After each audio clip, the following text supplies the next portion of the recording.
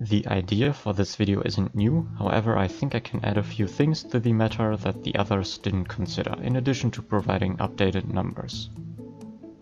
These are the games that I'll be comparing: Flesh and Blood, Magic the Gathering, Yu-Gi-Oh!, One Piece, Lorcana, Pokémon, Digimon, Cardfight Vanguard, and Grand Archive. Now here are the criteria. First, only the top 5 winning decks of the respective game's biggest tournament from within the past 60 days are considered. If there are duplicate decks in the top 5, then the next best list is taken instead. Only in-person events are considered, no online. Only English card prices. And when needed, I use TCG Player and Card Market to calculate deck costs manually. If you want to skip the individual decklist showcases and go straight to the final statistics, skip to the timestamp on screen now. We are starting with Magic the Gathering. Here we have 3 choices for which tournament to go by. The Atlanta Pioneer US Regional Championship with 1,307 players, the Pittsburgh Card Titan Legacy Tournament with 996 players, or the Barcelona Modern Grand Open Qualifier with 702 players. As funny as it would be to compare legacy deck prices to other games, I think Pioneer makes the most sense here. First we have Is It Phoenix, which won the event while also being the cheapest of all 5 Magic decks. Then Rakdos Midrange, the second place and most expensive due to Sheoldred. Then Amalia Explore combo, UV Control, and lastly Lotus Field combo, which isn't the most expensive despite playing 4 mana Confluence. Now Yu-Gi-Oh! Konami did introduce a few alternative formats like the Common Charity, Common Rarity only format, but nobody plays that. So I'm using the 442 player World Championship Qualifier Regional in Maintal Bischofsheim as point of reference. Unfortunately, this one is a bit messy because 2 of the decklists aren't public, so I'm substituting the first place with the third place, and for Fire Kings I'm using the WCQ Birmingham top 8 list by Neil McNulty instead. We're starting with Rescue Ace, which is technically the third place list, but anyway, it's the most expensive of the 5. Next we have Chimera Despia, which is the most affordable of the Yu-Gi-Oh! Decks, though the playset of Triple Tactics still eats a lot of cash. Now the top 4 Labyrinth list, middle of the road, also uses the super expensive SP Little Knight. Sprite uses both Little Knight and TTT, but it's not the most expensive. And finally there is Fire Kings. With Flesh and Blood you will notice some similarities to Yu-Gi-Oh! Prices. I didn't check every European card price this time around though. I'm going by the decklists of the classic constructed battle-hardened Cincinnati 2024. The player attendance numbers are unknown. First is Bravo Showstopper, and here we already see a combination of the culprits that push the cost of Flesh and Blood decks. Apparently every single competitive Flesh and Blood deck needs to run a playset of Command & Conquer. Spring Tunic and Warmonger's Denial cost a lot as well, in addition to Art of War and Enlightened Strike. Livia stands out as the only deck using neither Spring Tunic nor Diplomacy, but it has other expensive cards to run, in addition to Command & Conquer of course, so it's somehow the most expensive of the 5. This thing with specific expensive staples in top 8 decks is a reoccurring theme across multiple of these games, but it's the most extreme in Flesh and Blood. Cardfight Vanguard. Here I did the effort to check every single card price on both TCG Player and Card Market again. In the other creators' videos, Vanguard stood out as very expensive. Let's see if that's still true today. I'm using the deck lists of BCS Anaheim Standard. Note that Standard in Vanguard doesn't rotate. There were 2 bracket blocks for this event, I'll just use block A. Player attendance numbers are unknown. Agreed-On made first place at this event, and it's also the cheapest of all 5 decks in Euro. Then we have Bastion, which placed second and is the most expensive Vanguard deck on the list. Eva took third place. The deck is not as expensive as it used to be anymore. The waifu text doesn't last forever, apparently. Fourth at the tournament was Orphist. There's an unusual regional price difference with this one, it's the cheapest in US dollar. And lastly, still in top 6 is Tamayura, which can compete with Greedon's price tag. Our next game will be Digimon. Here we only have one format to choose from.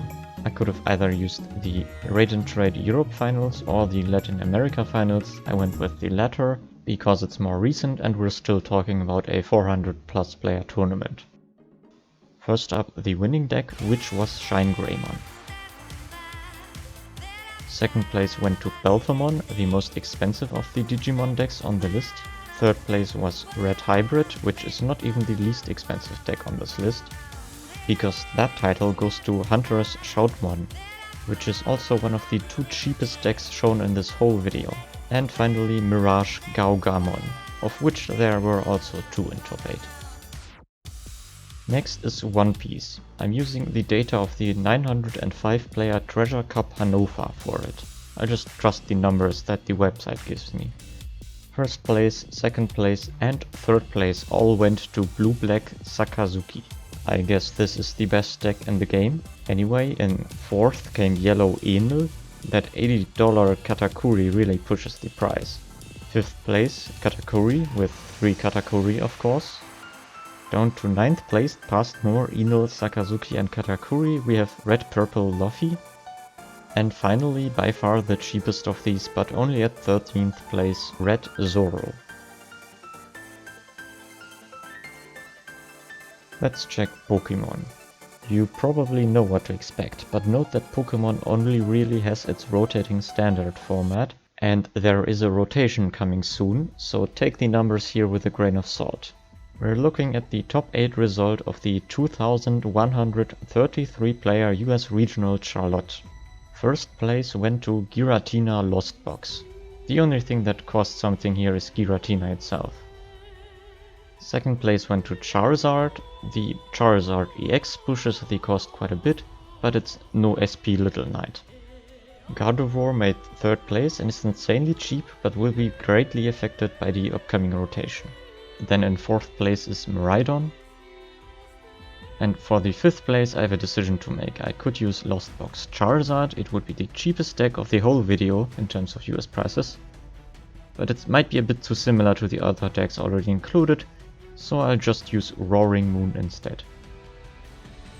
2 more games to go, now Lorcana. I used the decks of the 208 player Ludo Trotter Cup. Lorcana is a weird one, since I have the deck duplicate rule, don't play the game myself, and Amber Steel and Amethyst Ruby always made up the majority of recent tournament top 8s. First and second place went to Amethyst Ruby. Ink decks shows TCG player prices, so I didn't bother double checking everything. Third and fourth went to Amber Steel, but there is a relevant price difference between these two, since one plays 4 Beast Tragic Hero and the other doesn't. I needed another list, so I'm gonna include both. Ruby Sapphire made top 8 and is an easy include since it's different. Lastly, another top 8 Amethyst Ruby deck. I could have also gone all the way down to top 64 to include Stitch Rockstar, but the jump from top 8 to top 64 is pretty big. And our final game, Grand Archive. Here I checked prices manually again, but there is no Grand Archive on the European market, so I can only offer prices in dollar. The event I chose is Ascent Auckland with 117 players. Fire Hybrid made first place and placed the money staples that you will see in the other decks too. In second place was Wind Lorraine, which is the cheapest of the 5. And in third was Water Lorraine, which is interesting because it uses Scepter of Lumina, which is one of the 5 Grand Archive cards that you're apparently officially allowed to use proxies of. Anyway, still not the cheapest deck. Fourth is Fire Lorraine, at least now you'll have noticed that it's always the same cards in the most expensive section. And the final deck is Windrai, which is a bit cheaper and still made 6th place. Okay, now that we have covered the tournament decks for all 9 games, let's dive into some statistics. First, this is what it looks like when we rank them by their cheapest deck using US dollar prices. We have a 2-way tie for first place between Digimon and Pokemon, which is nice because the Pokemon deck rotates out in 2 months. I suspect people might argue that Red Zoro isn't really a competitively viable deck, but it made 13th at a 900 player tournament, so... Now let's do the opposite and rank them by their most expensive decks. The only surprises here might be that Cardfight Vanguard and Magic the Gathering don't have bigger numbers. because they did have bigger numbers when Deckflare made his video 8 months ago, and that was talking about Magic Standard, not Pioneer. Although maybe that tells us that there isn't much of a difference between Magic Standard and Pioneer. With Modern or Legacy the number would have definitely been over 1000 for the most expensive deck in top 8, but those formats didn't have the biggest tournament of recent time. Anyway. And here is what it looks like if we add up all deck costs and then divide by 5 to get an average. Compared to the most expensive ranking, Lorcana dropped down from 3rd to 5th, Magic and One Piece went up by 1 each, and Vanguard and Grand Archive switched places. I think what stands out the most is that on average you can get 8.7 top 8 Digimon decks for the price of one Flesh and Blood deck. But that's not new information. One Piece also became really expensive compared to when Deckflare made his video. Pokemon's popularity is self-explanatory, but I think it stands out that Magic is second place with a format that isn't super cheap. I'm also a bit surprised that there hasn't been any big Lorcana tournament considering that it released in August last year. As a bonus, let's also rank the most expensive card from each game that was played within one of those topping deck lists.